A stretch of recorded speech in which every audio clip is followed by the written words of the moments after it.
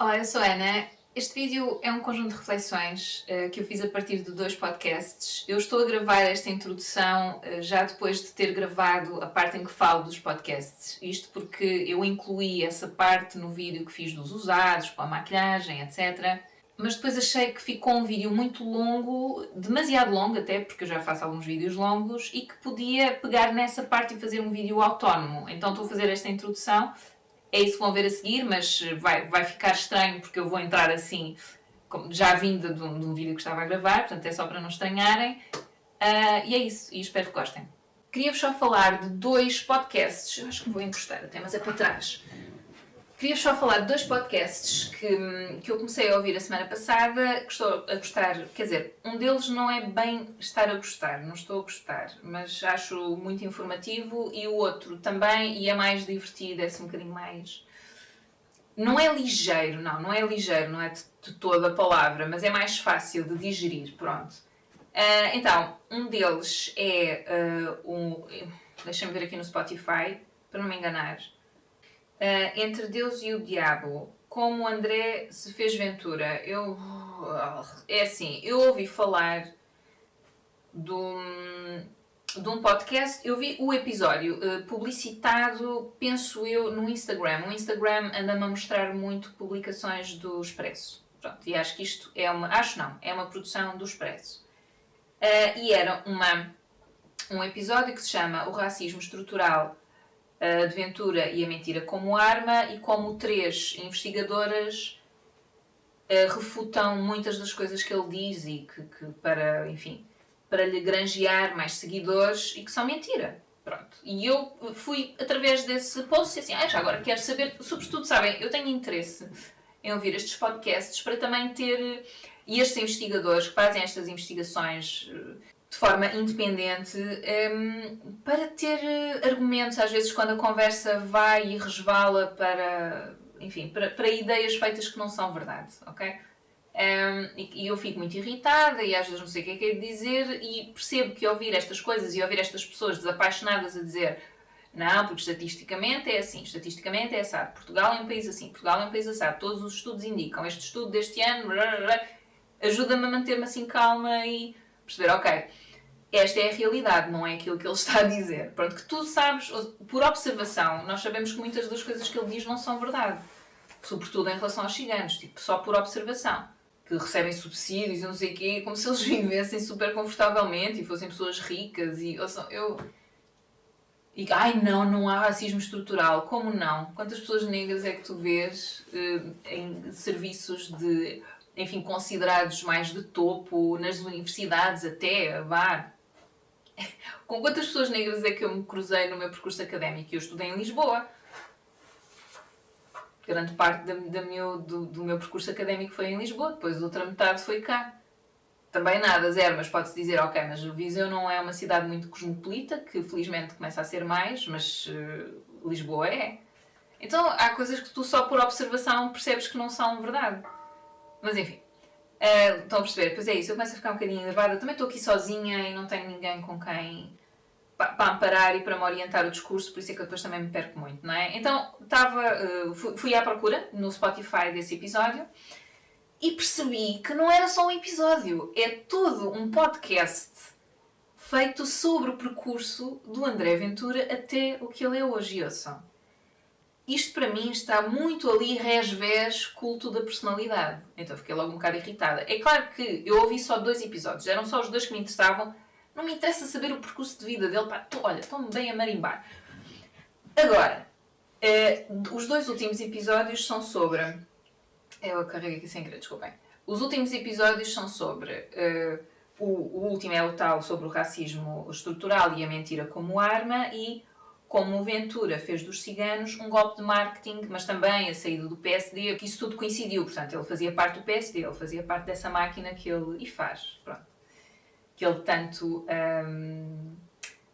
ataca. Aliás, às vezes até parece que é assim um bocado, sabem, foi de certa forma abandonada a dada altura e então está-se a vingar. Às vezes até parece assim um bocadinho isso, mas pronto. Mas isso não interessa nada. Então, o que eu queria saber até sobre isto dos ciganos, porque esta questão dos ciganos é uma conversa recorrente com algumas pessoas da família, que acham que eles vivem à custa dos subsídios e que vivem muito bem. E eu pergunto-lhes, vivem muito bem como? Quem são esses? E eles não me conseguem dar exemplos concretos, porque...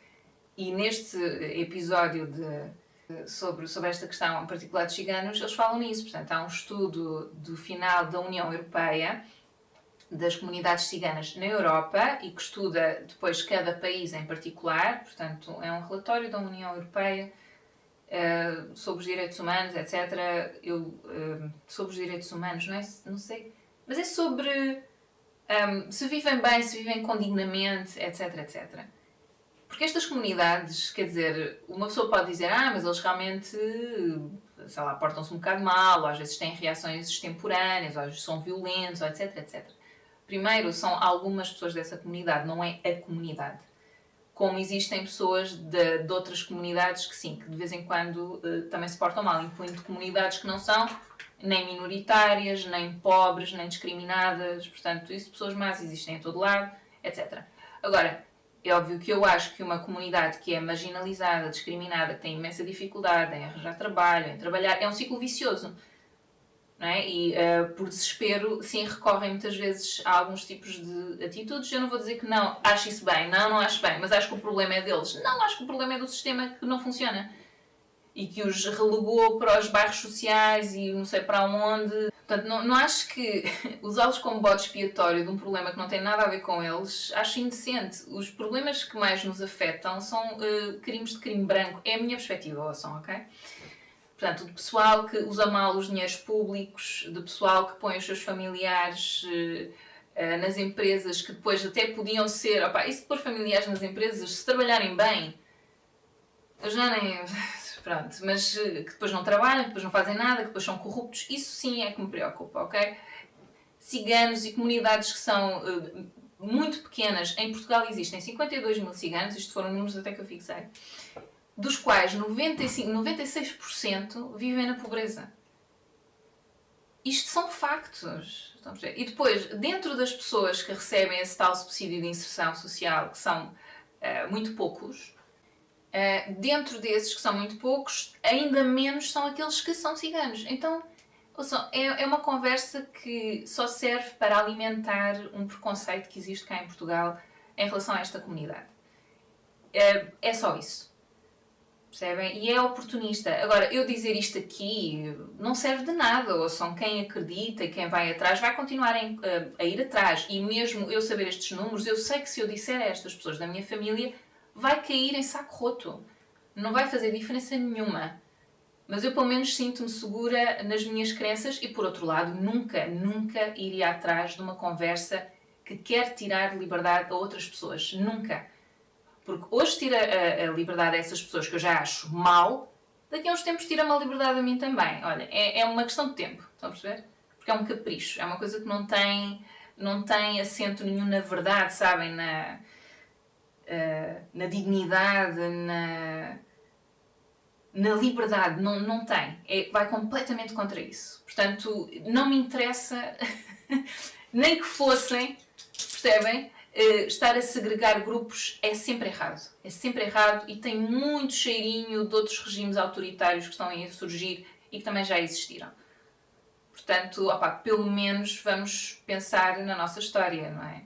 Pelo menos vamos ter alguma memória, não é? Então...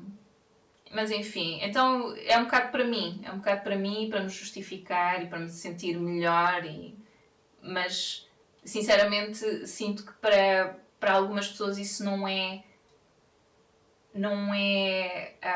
a sua percepção pessoal e emocional que é mais forte do que isso e precisa de um bode expiatório e o bode expiatório, em vez de ser os grandes, os que têm de facto poder para nos prejudicar, vão para os grupos pequenos e mais frágeis. E isso é, para além de ser cobarde, isso chateia-me imenso, sabem? Isso chateia-me imenso e não tem lógica nenhuma. Só que depois, como há problemas pessoais, não é? Porque já tiveram uma chatice, porque aquele cigano fez aquilo, porque aquele cigano, porque aquela pessoa que é da etnia cigana fez aquilo, já todos são assim. Fazem uma generalização logo e isso está errado. Ou são está a par de fazer isso com comunidades afrodescendentes, com as mulheres. Se uma faz assim uma coisa mal, todas fazem. está a par desse discurso. E então chegamos ao fim e só o homem branco é que se safa. É perigoso. Este tipo de caminhos é muito perigoso, eu acho. Mas também há uma coisa que neste podcast eles falam, só estes 2 episódios que eu ouvi, é que ninguém sabe como lidar com isto. Porque parece que não há solução. Porque dizer as verdades, e mesmo aquele programa que nós temos cá em Portugal, o Polígrafo, que eu acho que é da SIC, não tenho a certeza, se é da SIC, acho que é da SIC, e que refutam e apresentam estudos, ou seja, baseados, é uma coisa independente, e mesmo isso não surte efeito, eles notam que não surte efeito, então... E eu própria, nestas conversas pessoais, eu reparo que não surte efeito nenhum. Não faz diferença nenhuma. Então... Ouçam, e não estamos aqui a falar de vai mudar, vou mudar-lhe completamente as ideias e tal. Isso também acho um pouco arrogante, achar que consigo fazer isso, não é? Mas pelo menos provocar alguma reflexão, sabem? E não fazer generalizações. E aceitar que eles são uma comunidade muito pequena e muito pobre. E por isso frágil. Tem muita dificuldade em arranjar trabalho, tem muita dificuldade em arranjar... casa, habitação, na educação e em aspas, é um ciclo vicioso. É um ciclo vicioso que tu depois não sabes onde é que acaba, onde é que começa e onde é que acaba. Em que ponto é que tu podes ajudar primeiro ou tentar ajudar primeiro. E não somos nós que temos de fazer isso, é o Estado que não faz. Mas depois, eu acho... Mas depois vem dizer, eles dizem estas coisas, coitados dos ciganos. E tipo, não, façam qualquer coisa de facto. Não é? Que integre como deve ser. Portanto, não são todos que são assim, isso eu sei. Agora, há pessoas que sim, que provocam problemas, sim, nessa comunidade como noutras comunidades. Ok? Só que pronto. A semana passada fui aqui a uma loja em Viseu que se chama Armazéns Reis, que eu acho que comprou uma Oviflor. E fui lá com a minha mãe ver, sei lá, umas tampas de sanita, acho que uns tampos. Precisávamos comprar um tampo para a sanita. E depois até fui à zona de mobiliário e tal, e disse, isto até é interessante, tem aqui coisas interessantes. E lembrei-me que o Luís me tinha dito, o meu namorado, que tinha lá ido buscar outra coisa qualquer e que reparou que estava um sapo à entrada e que aquilo o deixou um bocado chateado. Só que eu quando entrei, não vi, mesmo eu e a minha mãe entrámos e não vimos nada. E eu pensei, se calhar tiveram em tempos, mas já não têm, não sei, não... dei muita importância, mas quando saímos vimos um sapo de todo o tamanho numa coluna. O sapo, eu depois fiquei a saber, a propósito de um outro podcast de que já vos vou falar, é uma espécie de uma superstição. Portanto, em algumas comunidades ciganas, o sapo é visto como, assim, sei lá, é como o gato preto para algumas pessoas que eu conheço, que representam o diabo. Pronto, eu não sei se o sapo representa isso, mas ele é colocado ali com a intenção de afastar os ciganos não entrarem naquele espaço. Então, acho aquilo muito agressivo e não faço intenções de lá voltar. Sinceramente, eu por acaso estava a dizer ao Luís, imagina, porque eles têm aquela zona de mobiliário e fazem projetos, imagina que eu até arranjo um trabalho lá, porque eu estou agora à procura de trabalho e tal.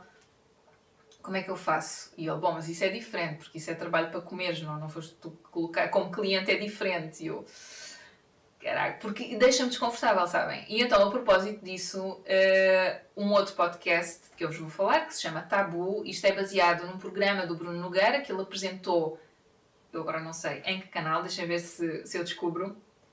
Muito rapidamente, também não sei se é muito relevante ou são. Isto no Spotify chama-se mesmo Tabu. Tabu com Bruno Nogueira. É assim. E então, ele vive durante uma semana com um grupo de pessoas que têm determinadas características parecidas e depois fala com eles, nós ouvimos isso, eu acho que o podcast funciona muito bem até. Eu nunca tinha visto o programa, só ouvi agora em podcast e acho que funciona muito bem, portanto nós ouvimos essas conversas que ele tem, ele sempre com muita piada, obviamente, depois tem umas partes em stand-up, porque ele depois fez uma apresentação com público, com piadas a partir de ideias feitas sobre essas comunidades, a gozar também com essas comunidades, ele mistura um bocado tudo. No fundo, eu acho que é um bocado mostrar que não há assunto que seja tabu. Pronto, que se pode falar de tudo e que se pode gozar com tudo, mesmo depois de ter estado com estes grupos, mas gozar com as pessoas dos grupos, mas também gozar com as pessoas que não gostam desses grupos. Portanto, é tudo misturado e eu gosto disso, essa para mim é a verdadeira liberdade. E pronto, ele vai sempre, estes grupos com genuíno interesse, as conversas são assim muito, como é que se diz, muito cândidas, E então, eu ouvi só 2 episódios até agora, portanto, um sobre a comunidade LGBT e outro sobre comunidades minoritárias que existem cá em Portugal, que era sobre se existe racismo, discriminação e preconceito em Portugal. Pronto, então ele esteve neste episódio com uma mulher negra brasileira, um homem negro português, uma cigana portuguesa e uma chinesa que está cá a estudar. Pronto. E, sobretudo na cigana, sinceramente era o que me interessava mais ouvir. E ele perguntou-lhe dessa questão dos sapos. E ela disse que, de facto, para algumas comunidades é uma superstição, como nós temos outras superstições, como nós, comunidade não cigana, temos outras superstições, só que a ela magoou-lhe mais. Ou seja, imagina que ela, por exemplo, para ela não lhe faz diferença nenhuma, ela não tem medo de sapos, não tem essa superstição. Mas ir a um espaço e ver ali aquele símbolo que no fundo está a dizer tu não és bem-vinda aqui, é logo... Imagina o que é viver assim. Imagina o que é vocês quererem ir a um café, a uma loja, porque cá em Viseu então eu já vi em vários sítios. Neste sítio grande, sabem, nesta loja grande, a mim choca-me mais, é horrível isto. Eu acho mesmo horrível. Era como se estivesse à porta de um continente.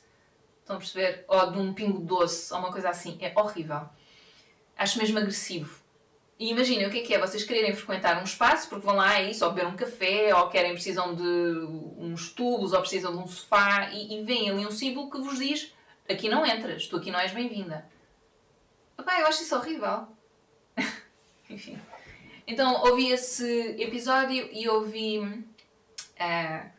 um sobre a comunidade LGBT, achei super, super interessante, aconselho-vos a que ouçam. Esta questão da LGBT também me anda a interessar porque algumas pessoas da nossa família também estão muito preocupadas com esta questão do género e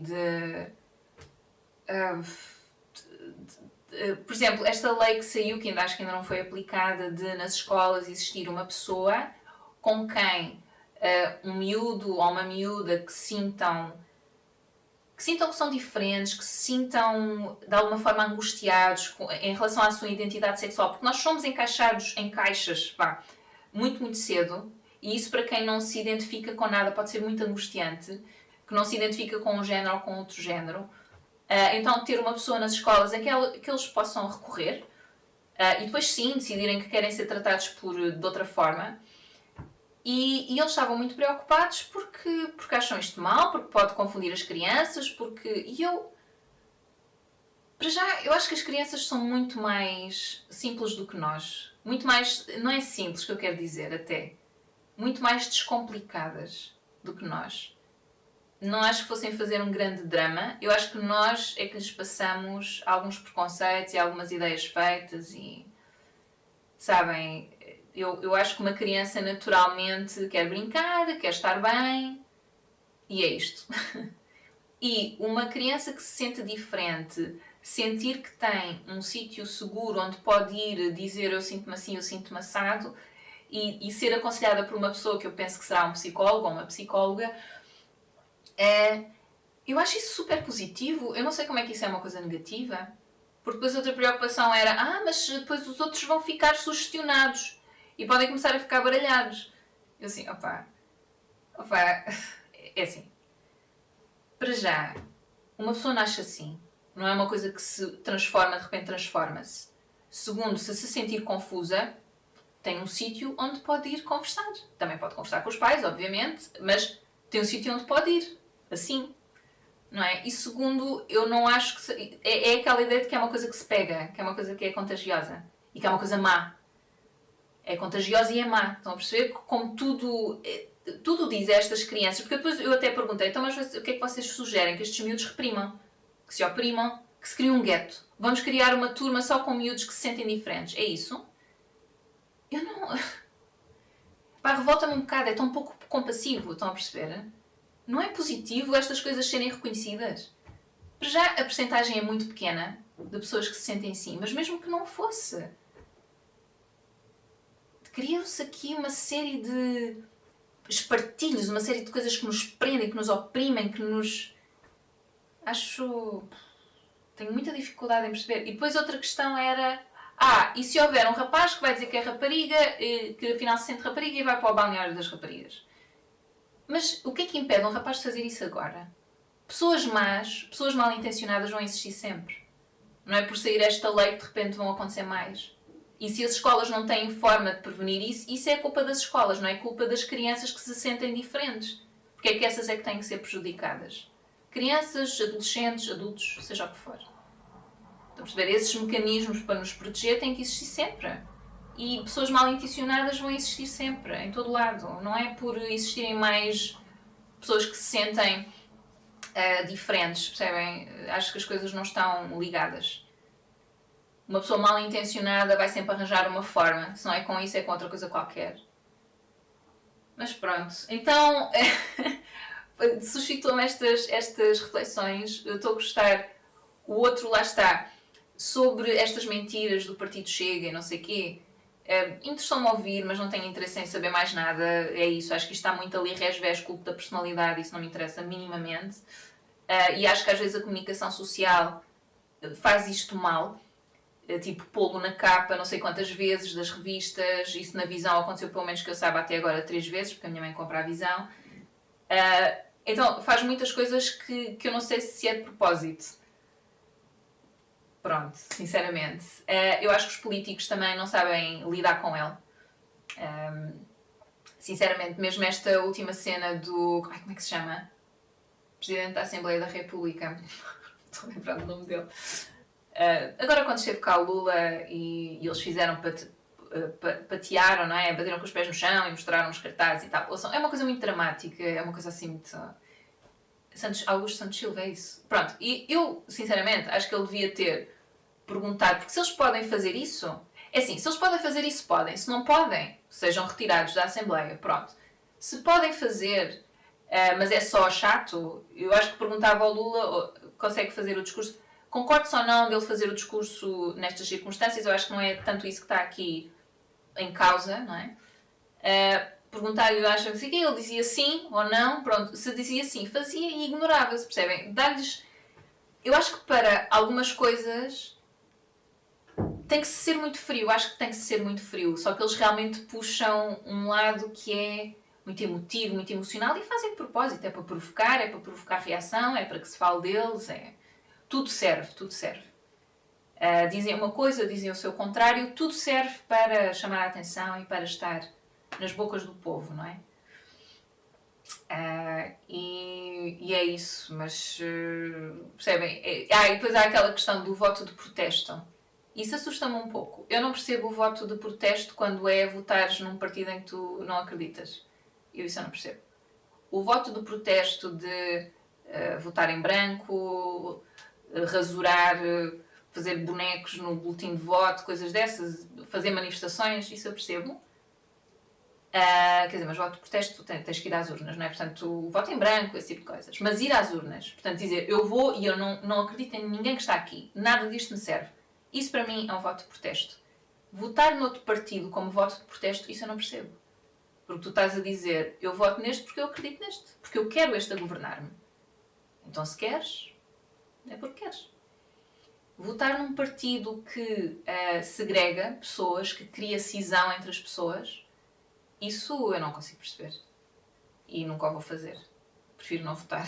Pronto. Mas vou votar, claro. Isso eu voto. Sempre. Mas... não. E depois este aqui, o tabu, acho super interessante porque dá voz a estas pessoas. De quem eles falam e não sei o quê. Dá voz. E personifica as pessoas. Tu ouves pessoas que passam por estas discriminações. Pessoas que diariamente passam por isto. E percebes que se fosse contigo, que tu querias ser bem tratado, não é? É só pensares, é só pôr-nos na pele destas pessoas um bocadinho. E percebemos como é que eu gostava de ser tratado, se eu me sentisse assim. Nós não nos sentimos assim, sentimos-nos de outra forma. Pronto, e não queremos ser tratados com respeito. E mesmo a dada altura, porque depois há esta coisa de mas agora querem que eu trate assim, e trate assado, e acho isto mal, e... Ou seja, havia um que dizia, eu lá no meu trabalho pedi para me, em vez de tratarem por João, e eu a pensar, meu Deus, o que é que vem lá? Pedi para me tratarem por Jô. E há uns que não tratam, que não querem tratar. Porquê? qual é a diferença entre tratar por João ou tratar por Jo? Era a mesma coisa que eu dizer, olha, eu prefiro que tu me trates por Lúcia em vez de por Ana. E dizerem-me não. Porquê? Estão a perceber? Há coisas que eu depois também acho que não fazem sentido. Parece que estamos a castigar uma pessoa por ser diferente, quando não nos custa nada. E outras coisas não têm nada a ver connosco. São da esfera da vida pessoal da pessoa, nós não temos nada a ver com o assunto. Então, enfim, eu acho que tudo isto é um processo de aprendizagem, há muita coisa de que se está a falar agora e que pode ser desafiante, e para mim também, sinceramente, algumas dessas ideias foram desafiantes no início em relação a isto de identidade de género e não sei o quê, eu não vou dizer que não, foram sim. Mas eu tentei, ok, mas deixa-me ouvir estas pessoas, deixa-me ouvir o que é que têm a dizer, porque é uma coisa com a qual eu não me identifico, porque eu não sinto isto, eu sempre me identifiquei com o meu género de nascença, então nunca tive esta questão. Deixa-me ver o que é isto, o que é que eles dizem sobre isto, e o que é que... E não me pareceu nada irrazoável. Pessoas extremistas, pessoas mais violentas, etc., vão sempre existir, lá está. Nessa comunidade como noutras comunidades. Agora, acho que é mau generalizar-se. Acho que isso é muito negativo. Sempre, sempre, sempre. É muito mau generalizar. Okay? É sempre errado. Nós somos uma massa muito, muito diversa, muito, muito variada. E eu gostava que algumas questões, sobretudo estas do âmbito da sexualidade, não fossem tão importantes. Porque são coisas pessoais e não percebo porque é que a gente tem que opinar sobre isso. Mas pronto. Vou tratar do almoço, vou aquecer o almoço. Espero que estejam bem, espero que tenham gostado deste vídeo e até à próxima. Tchau, tchau.